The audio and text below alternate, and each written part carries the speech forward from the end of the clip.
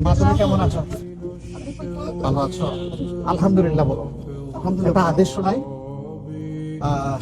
আল্লাহর ফেরেশতারা যখন মানুষের জান নিয়ে আল্লাহর কাছে হাজির হবে, আল্লাহ তাআলা জিজ্ঞেস করেন যে তুমি যার প্রাণটা নিয়ে আসলে, আমি তো তার প্রাণ দিয়েছিলাম, তোমার কষ্ট হয়নি? যে হে আল্লাহ, আমি তো আল্লাহ আপনার হুকুম পালন করেছি।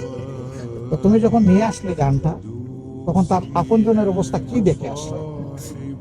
তো কিছু লোকের ব্যাপারে ফেরেশতারা বলবেন, হে আল্লাহ, এই মানুষগুলা কান্নাকাটি করতেছে, কেউ চুল ছিঁড়তেছে, কেউ মাথা ঠুকতেছে, কেউ হাউ মাউ করতেছে, কেউ কাউকে দায়ী করে গালিগালাজ করতেছে।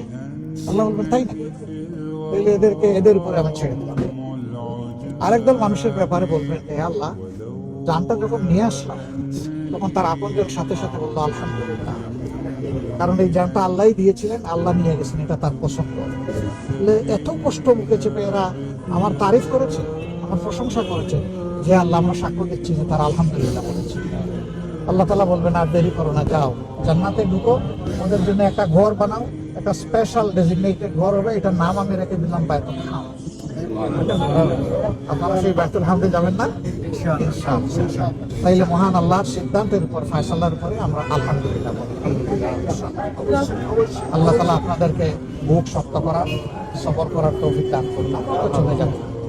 তিনি বিশ্বাসের কবি ছিলেন, সব কবিরা বিশ্বাসের কবি হয় না। তিনি ভাগ্যবান কবি, তিনি একজন মুক্তিযোদ্ধা এবং তিনি বিশ্বাসের কবি। আমরা আশা করতে পারি যে আল্লাহ তাআলা তাকে উচ্চ মর্যাদায় কবুল করবেন, আবরার বান্দাদের মধ্যে তাকে শামিল করবেন ইনশাআল্লাহ। দোয়া থাকবে ইনশাআল্লাহ। আমি আসবো, বাসায় আসবো। আসসালামু আলাইকুম।